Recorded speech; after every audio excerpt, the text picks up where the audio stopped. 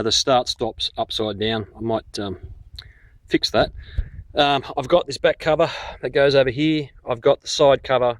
I have a drive drum. I don't have a clutch, and I don't have the attachment for the oil pump there. But this saw has a brand new piston and new rings in it. That's the first time I've heard it run, hence why there's so much smoke coming out there, because I lubricated everything. There's a crack there in the dog.